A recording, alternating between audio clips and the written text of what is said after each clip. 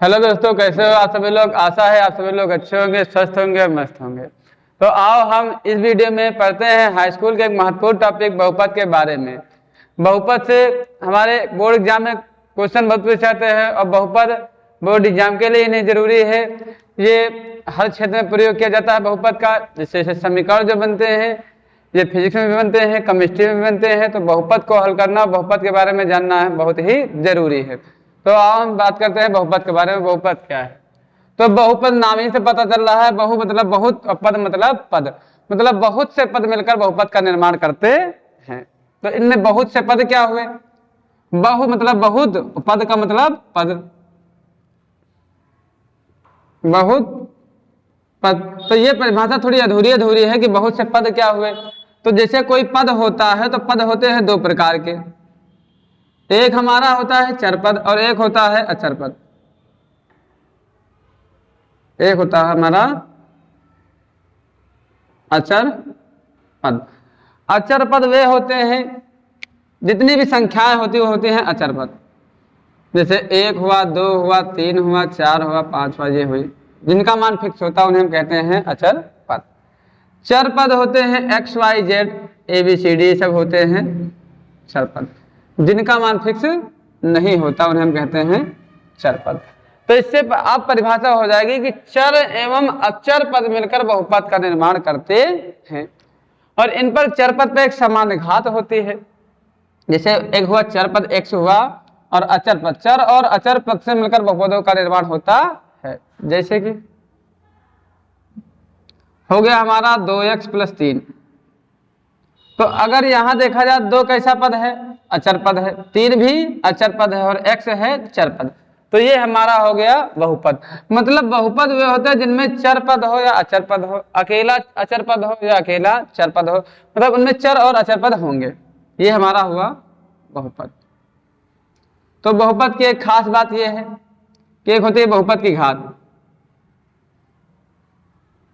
बहुपद की घात हमेशा धन पूर्णांक हो।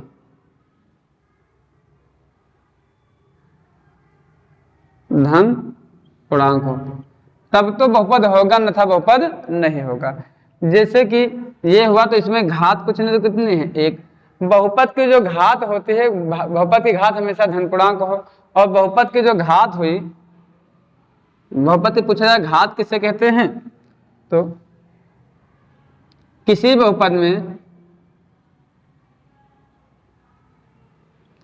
चर पद पर लगे, चर पद पर उपस्थित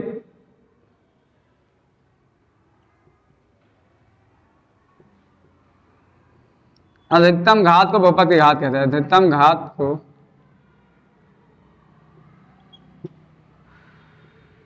बहुपद की घात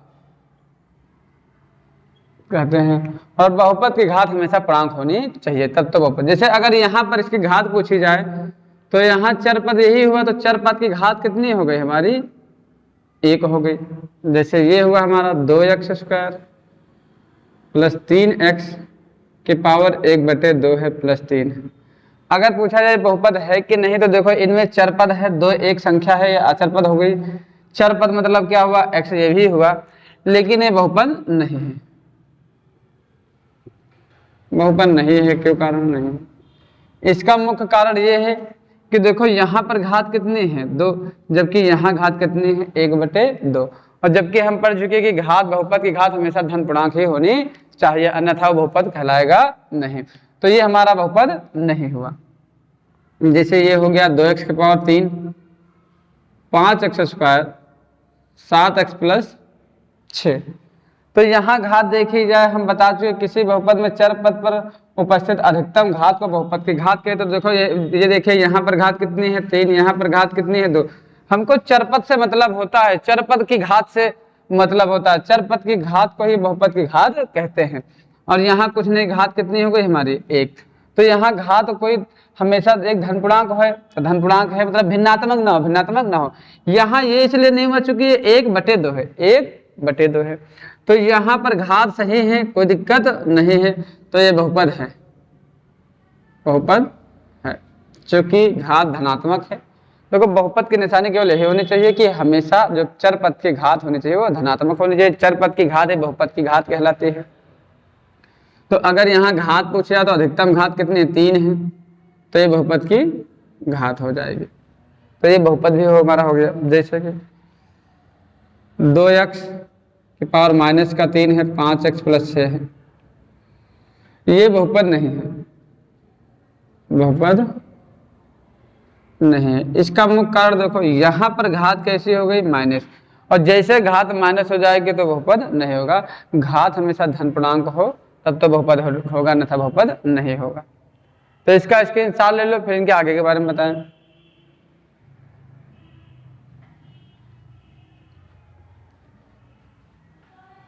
क्योंकि जब बहुपद समझ जाएंगे तभी बहुपद के प्रकार समझ में आएगा अच्छे से।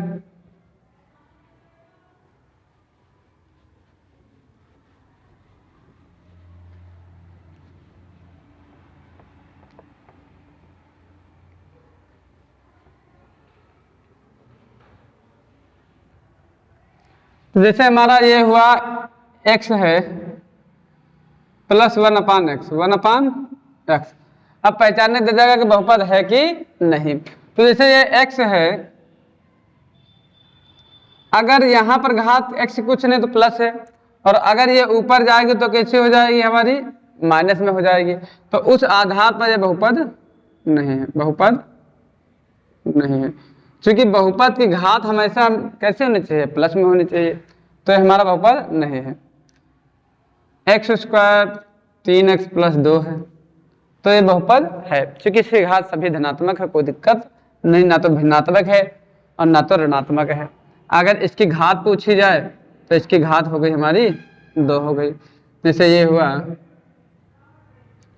4x power 3 5x square 6x plus 5, 6x plus 5, तो ये भी बहुपद हुआ। चूंकि यहाँ पर घात एक पूर्णांक है। अगर यहाँ घात पूछी जाए तो अधिकतम घात हो गई हमारी 3।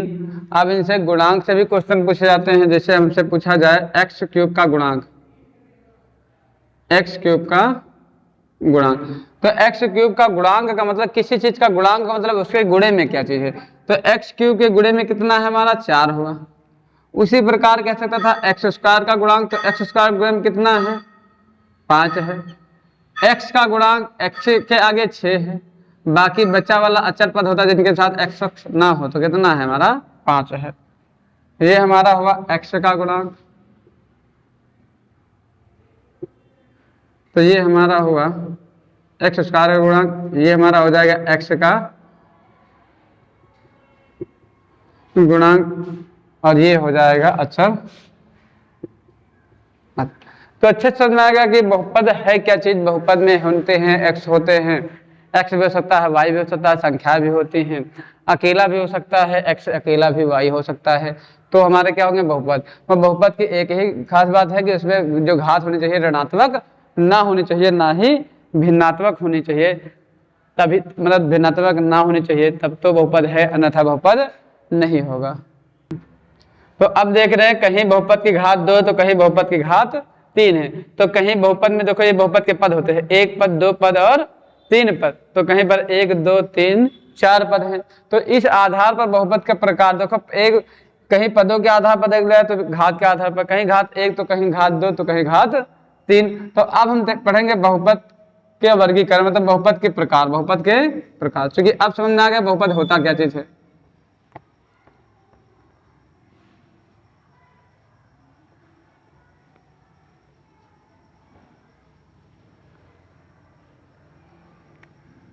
तो बहुपद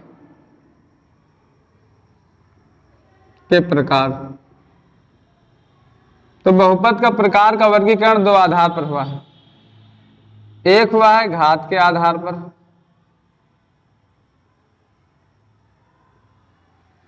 और एक हो गया हमारा पदों के आधार पर। बहुपद की घात क्या होती तो पता ही है, किसी भी बहुपद में चर पद पर जो बड़ी घात होती है वही पूरे बहुपद की घात कहलाती है। तो हम घातों के आधार पर देख रहे हैं। तो कहीं ऐसा भी हो सकता है कि बहुपद में घात ही ना हो, तो बहुपद में जब घात नहीं होगी तो होगा शून्य घातीय, शून्य घातीय बहुपद। शून्य घातीय बहुपद कह दो या अचर बहुपद। इसका मतलब क्या हुआ, जैसे कि हमारा हो गया एग्जाम्पल में 7, तो 7 में कहीं x लगा है तो x कहीं पर लगा नहीं, और जब x नहीं तो इस बहुपद की घात नहीं होगी, क्योंकि जो बहुपद की घात होती है चर पद पर लगी घात को हम बहुपद की घात कहते हैं। तो यहाँ चर पद है ही नहीं, अगर चर पर रहा भी होगा, जैसे x रहा भी होगा तो कितना रहा होगा 0, क्योंकि 0 का वैल्यू कितने होते हैं 1, तो ये कितना हो जाएगा 7 ही हो जाएगा। तो इसकी घात कितनी हो गई 0।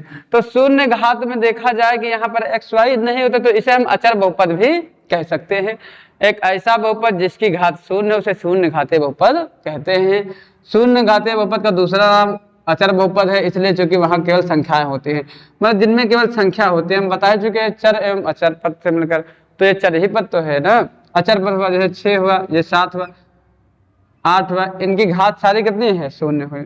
इसके बाद जैसे हो गया हमारा, ऐसा भी हो सकता है घात कितनी हो, एक देखो घात 1 2 3 4 5 6 अनंत तक की कोई भी संख्या हो सकती है। तो एक होता है एक घातीय बहुपद,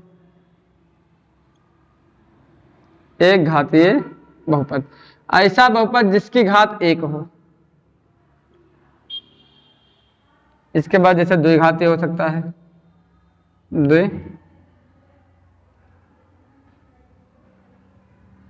द्विघातीय बहुपद, त्रिघातीय बहुपद, 4 घातीय बहुपद, 5 घातीय बहुपद। इसी प्रकार अनेक प्रकार के बहुपद हो गए, 4 घातीय 5 घातीय। जैसे एक घातीय बहुपद का उदाहरण जैसे लिखा है 7x + 3, तो यहाँ पर घात कुछ नहीं तो कितनी है 1, तो एक ऐसा हुआ एक घातीय बहुपद। एक ऐसा बहुपद जिसकी घात 1 हो उसे एक घातीय बहुपद कहेंगे। जैसे 2x² है 3x + 6, जैसे यहाँ कुछ नहीं, तो अगर इनकी घात देखी जाए तो कितनी हो गई हमारी 2 हो गई, तो ये एक घातीय बहुपद नहीं हुआ। एक घातीय बहुपद वही होता है जिसकी घात हमेशा कितनी होनी चाहिए 1। जैसे ये हमारा कैसा हो गया एक घातीय बहुपद। अब द्विघातीय बहुपद, द्विघातीय बहुपद जिसकी घात कितनी हो जाए 2, जैसे कि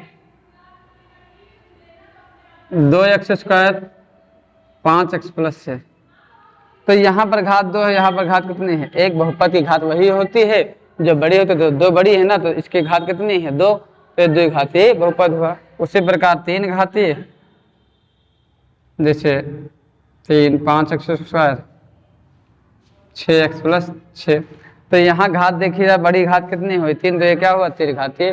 तो अच्छे समझ में मतलब घात के आधार पर इस प्रकार हो गए 4 घातीय जिनकी घात 4 हो, 5 घातीय जिनकी घात 5 हो। अब हम पदों के आधार पर देख रहे हैं, तो पदों के आधार पर भी ऐसा हो सकता है। ऐसा तो हो नहीं सकता किसी में पद ही ना हो, क्योंकि अगर पद नहीं होंगे तो बहुपद नहीं होगा, पद होना चाहिए चाहे चर पद हो या अचर पद। तो एक होता है एक पदी बहुपद, एक पदी बहुपद। एक पदी का नाम पता चला एक पद हो, एक ऐसा बहुपद जिनमें पदों की संख्या 1 हो उसे एक पदी कहते हैं। उसी आधार पर होता है द्विपदी बहुपद, त्रिपदी बहुपद,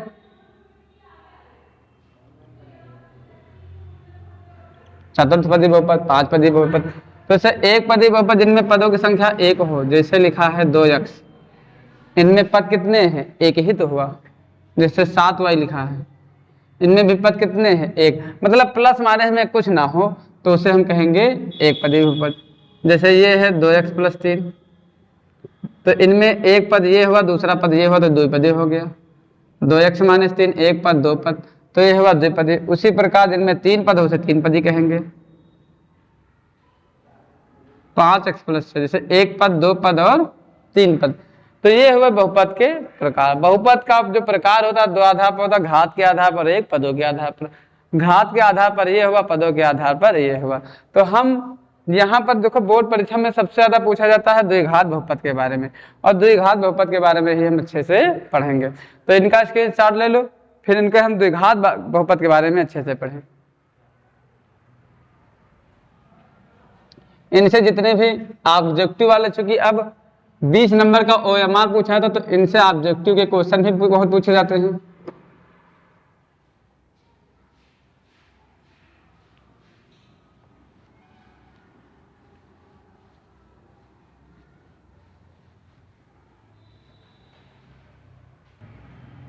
हम पढ़ेंगे जैसे कि बहुपद के शून्यांक के बारे में। क्योंकि बहुपद का शून्यांक निकालना इसी चैप्टर में जरूरी नहीं है, हर चैप्टर में बहुपद का शून्यांक निकाल लेते हैं। बहुपद का शून्यांक का मतलब जैसे कोई भी बहुपद जिसमें एक्स वाई हो, कोई भी एक्स वाई जेड जो भी चर पद हो, उसका मान निकाल, उसी के मान को हम कहते हैं, उसका शून्यांक कहते हैं।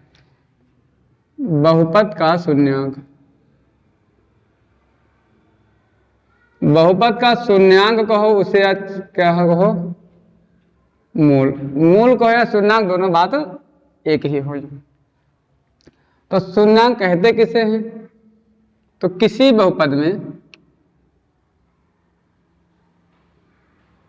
किसी बहुपद में चर पद का वह मान, चर पद का वह मान जिसे रखने पर, जिसे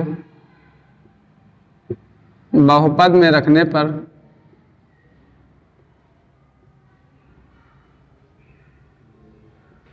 बहुपद का मान शून्य हो जाए, बहुपद का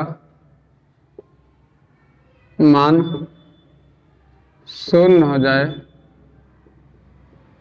बहुपद का शून्यांक कहलाता है। इसीलिए इसका नाम पड़ गया शून्यांक।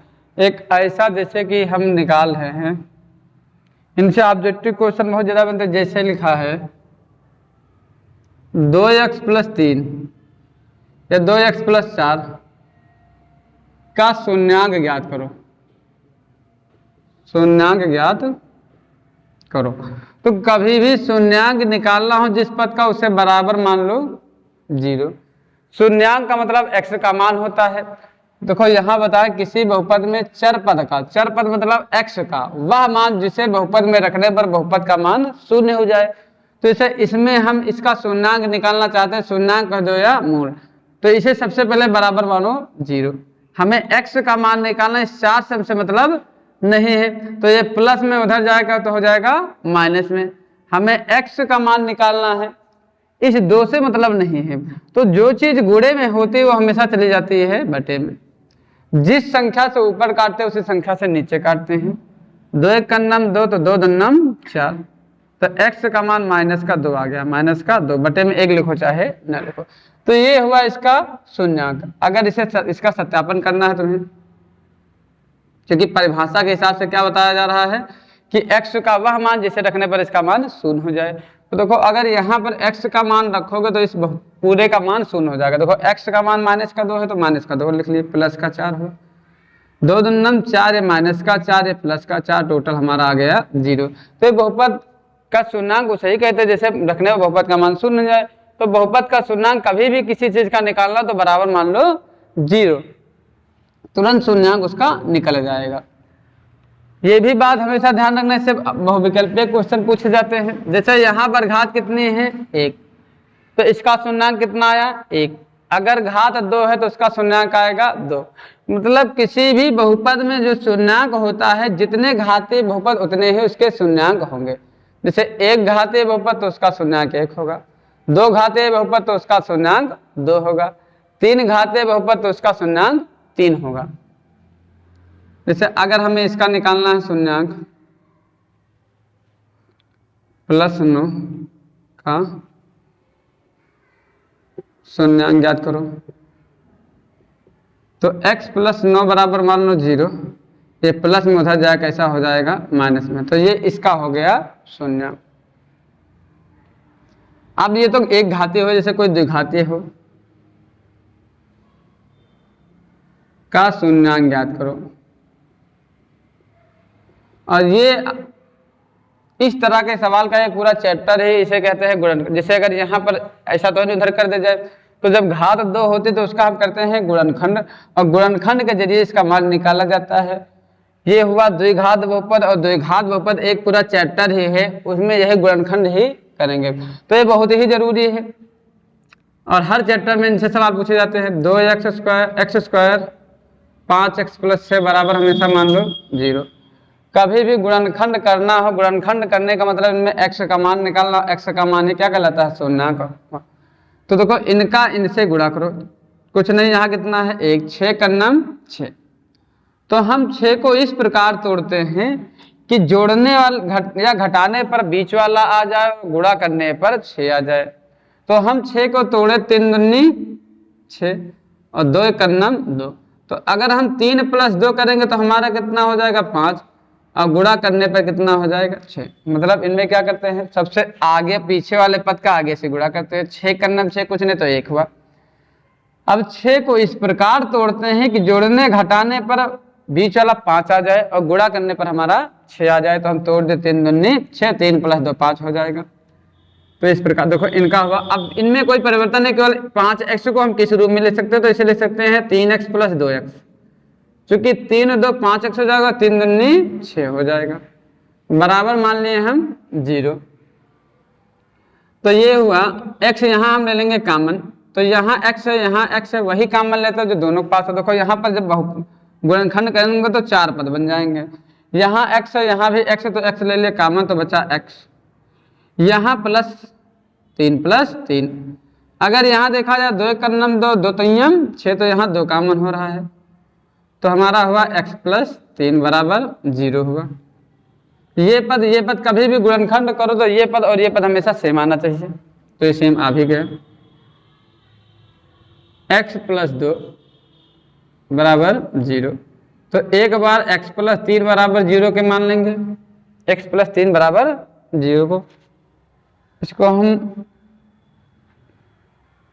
यहाँ समझा रहे हैं। देखो अगर यहाँ पर जब x का मान निकालना है तो x प्लस 3 बराबर 0 के मान लो, या एक बार हम मान लेंगे x प्लस 2, या तो 0 के बराबर होगा। ये प्लस में उधर जाए कैसा हो जाएगा माइनस में, ये प्लस का 2 उधर जाएगा, हो जाएगा माइनस। तो ये हुआ इनका शून्यांक। तो इनका स्क्रीनशॉट ले लो, फिर इनके आगे को गुणनखंड बताएं।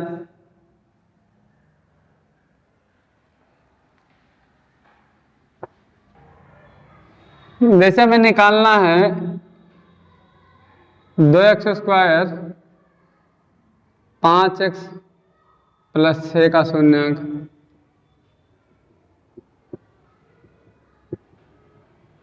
याद करो। तो यहाँ हम 2x स्क्वायर 5x प्लस 6 नहीं, यहाँ ले लो, हम जैसे ले लिए 3। तो शून्याङ्क निकालना बराबर मान लेंगे 0। यहाँ इनका गुणा इनसे करेंगे 2 तय्यम 6 हुआ। 6 को इस प्रकार तोड़ेंगे, जोड़ने घटा हमारा 5 हो जाए। तो हम उसी प्रकार 3x प्लस 2, 3 दूनी 6, 6 को तोड़ दिए, 3 दूनी 6, 2 का नाम 2, 3 प्लस 2 हमारा हो गया 5, 3 दूनी 6 हो गया। यहाँ देखा जाए तो x यहाँ है, 3 2 यहाँ, लेकिन 2 यहाँ नहीं है, चूंकि 4 पद बन गए। तो यहाँ 2x ले लेंगे कॉमन, चूंकि x यहाँ भी है। 2x यहाँ 2 तो कॉमन है, लेकिन यहाँ 2 नहीं है, तो अब यहाँ x कॉमन ले लेंगे। केवल x 2 कॉमन ले नहीं सकते हैं, तो यहाँ 2x, यहाँ x कॉमन ले ही चुके, तो बचा कितना 3। यहाँ कॉमन कुछ नहीं बच रहा, तो कितना बच रहा है 1। जब कॉमन कुछ नहीं बचता तो हमेशा मानते हैं 1 मान लेते हैं। अब देख रहे हैं ये पद और ये पद एक जैसा है, तो इनको ले लिए हम बाहर। तो बचा हमारा x प्लस 1 बराबर कितना हो गया 0। 2x प्लस 3 एक बार 0 बराबर मान लो, तो ये प्लस में हो जाएगा, कैसा हो जाएगा हमारा माइनस में। हमें x का मान निकालना, लेकिन अभी 2 है, तो जो चीज़ गुणे वो हो जाएगा बटे में। तो यही हमारा एक शून्याङ्क ये हुआ। x प्लस 1 0 के प्लस में उधर जाएगा, हमारा कैसा हो जाएगा माइनस। तो दूसरा शून्याङ्क ये हुआ। तो आशा होगी आप सभी लोग को ये वीडियो अच्छी लगी होगी। इसके नेक्स्ट वीडियो में इससे संबंधित जो फार्मूले से सवाल लगेंगे उनके बारे में बताएंगे।